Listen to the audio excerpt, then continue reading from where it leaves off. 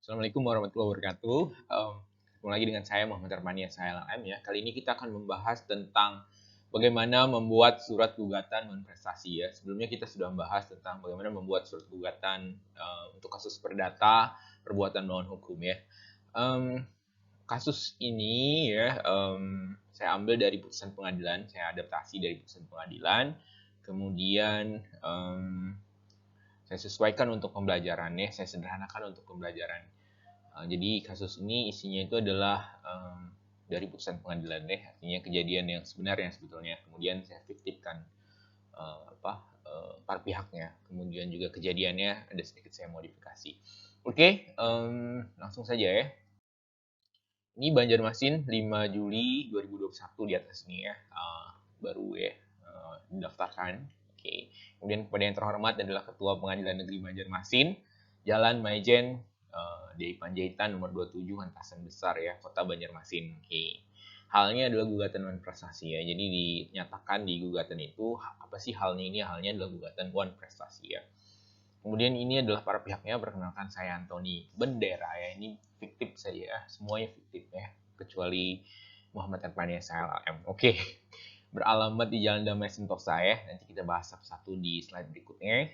Ini coba dilihat saja, surat kuasa khusus tertanggal 1 Juli 2021 ya, jadi baru. Kemudian dengan ini mengajukan gugatan wan prestasi kepada PT Aduhai Penyuka Motor ya, jadi ini juga fiktif ya. Tergugatnya hanya ada satu ya, jadi tergugat saja, tidak perlu ditulis tergugat satu. Kalau di pengadilan kalau salah itu dicoret bisa, kemudian di paraf ya, itu namanya renvoy begitu ya, itu boleh.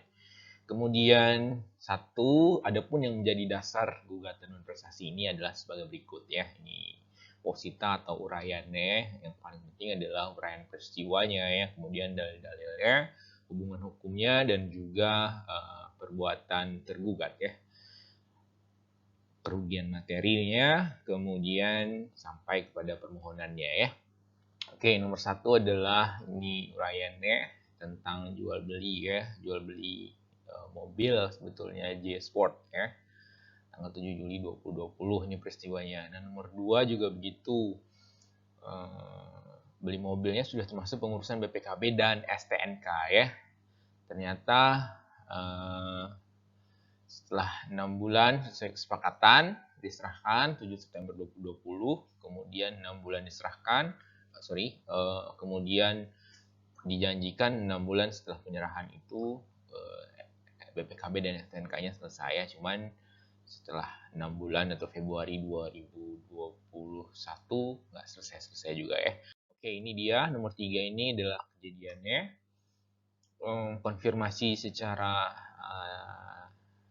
menanyakan perkembangan juga sudah dilakukan oleh penggugat. Kemudian nomor 4 itu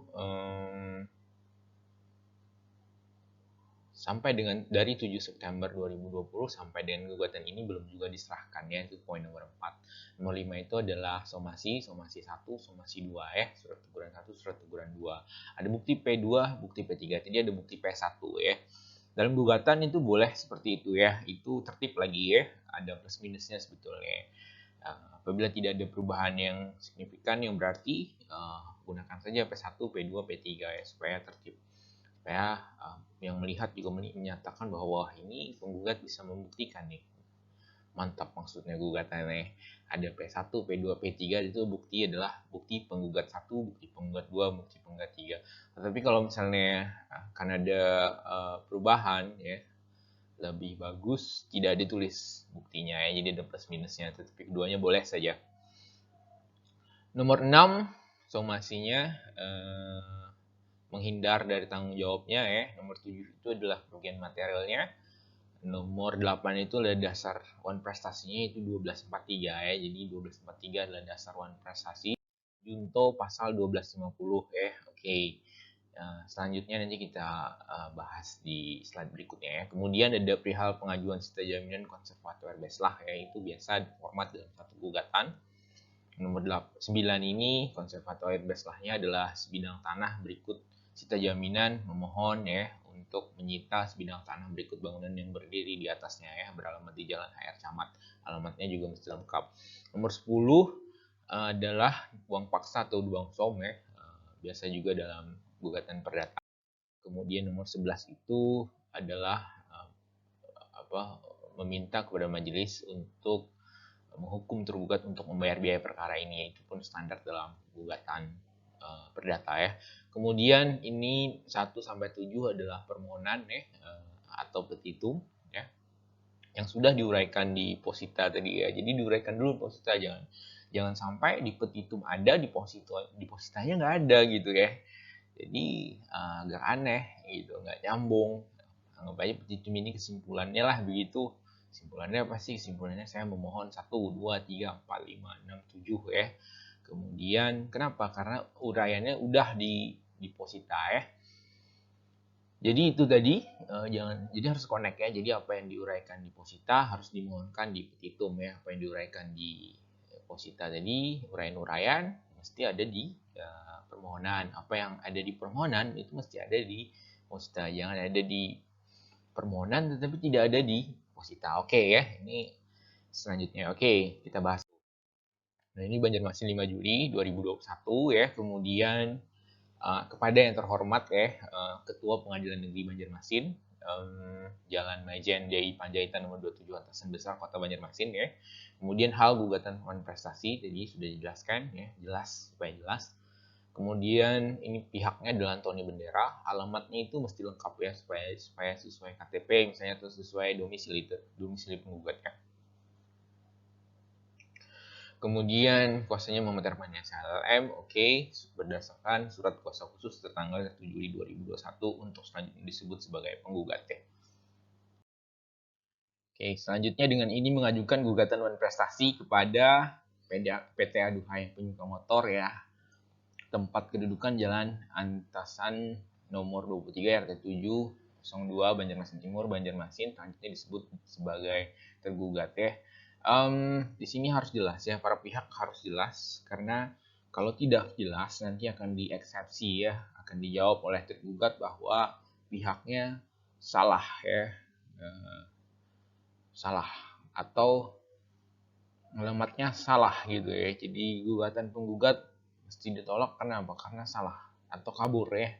Kabur, tidak jelas, tidak cermat gitu ya. Itu adalah eksepsi terkait dengan formalitas satu gugatan ya. Jadi mesti jelas, kita harus memastikan ini sesuai.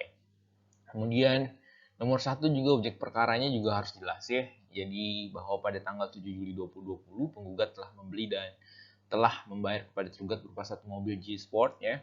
Nomor rangkanya juga harus jelas ya, kondisi objek perkara akuo ya. Ini ya, nomor mesinnya juga harus jelas, warna hitam.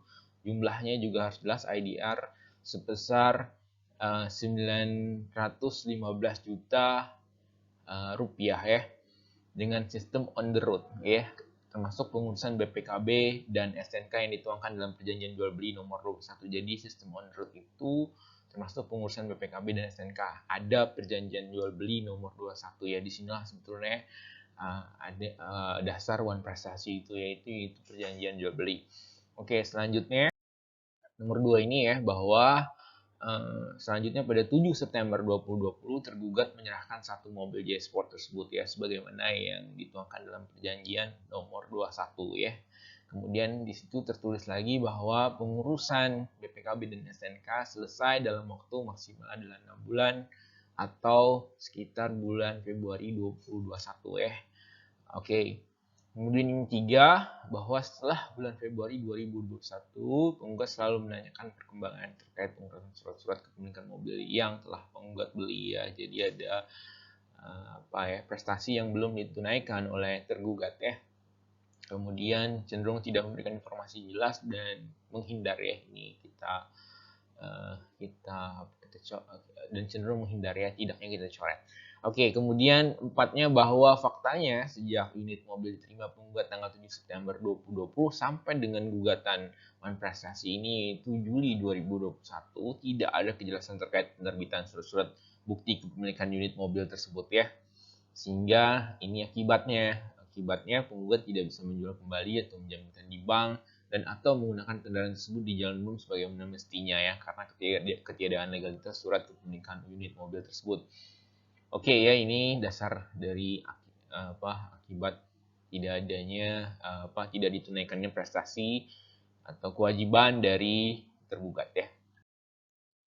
Nomor 5 adalah bahwa penggugat telah berupaya untuk menanyakan kejelasan tersebut. Jadi perlu somasi ya. Jadi inilah prestasi penyataan lalai ya. A itu adalah surat teguran somasi 1 dulu 21 April 2021, cepat saja ya, Februari itu batas waktu maksimalnya. Kemudian April 2021 sudah surat teguran 1 nih.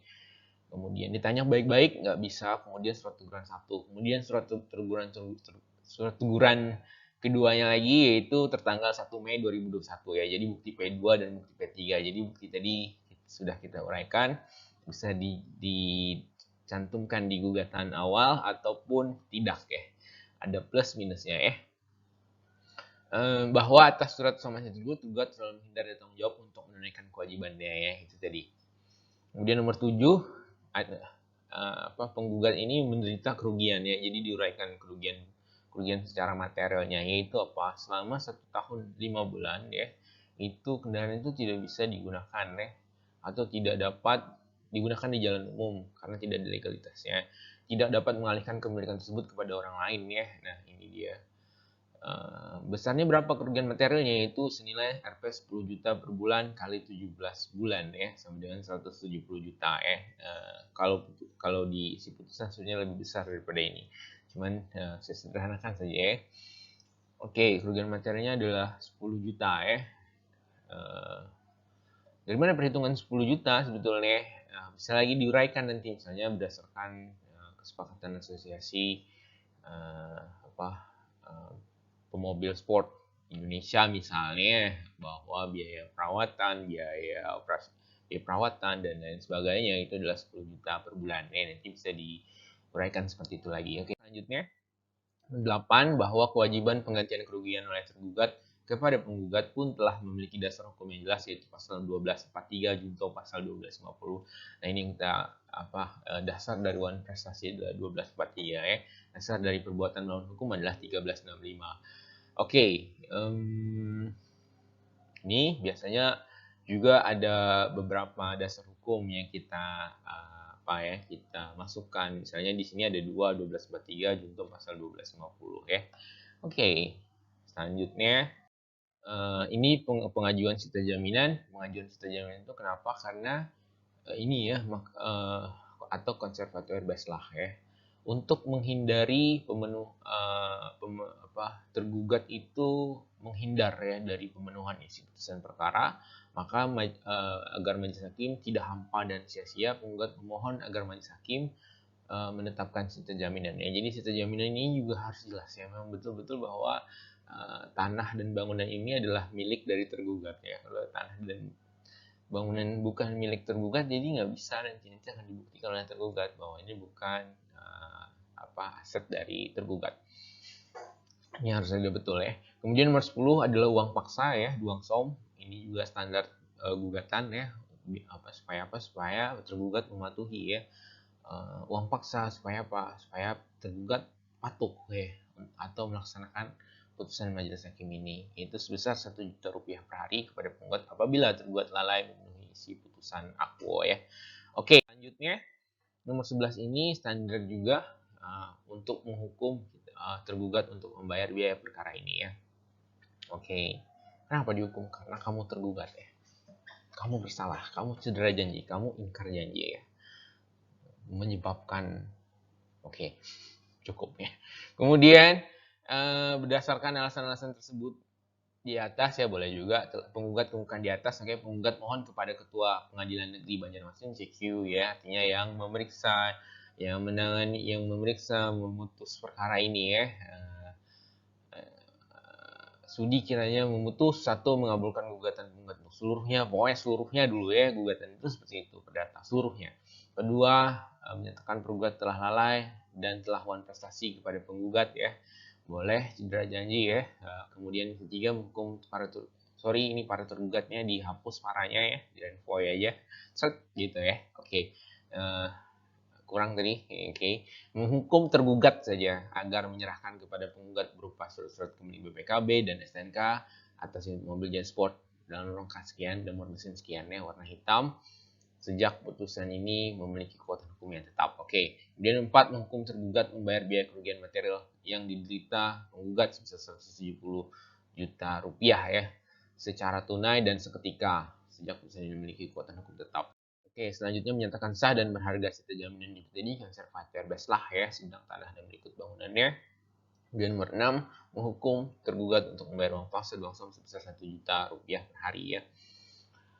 Nomor 7, menghukum tergugat untuk membayar kurang atau apabila majelis hakim berpendapat mohon putusan yang seadil-adilnya ex aequo et bono ya. Demikian gugatan ini disampaikan, seperti yang kami ucapkan terima kasih kuasa hukum Muhammad Arfani SLM. Oke. Jadi isi dari putusan ini yang sebenarnya adalah mengabulkan ya gugatan penggugat ya.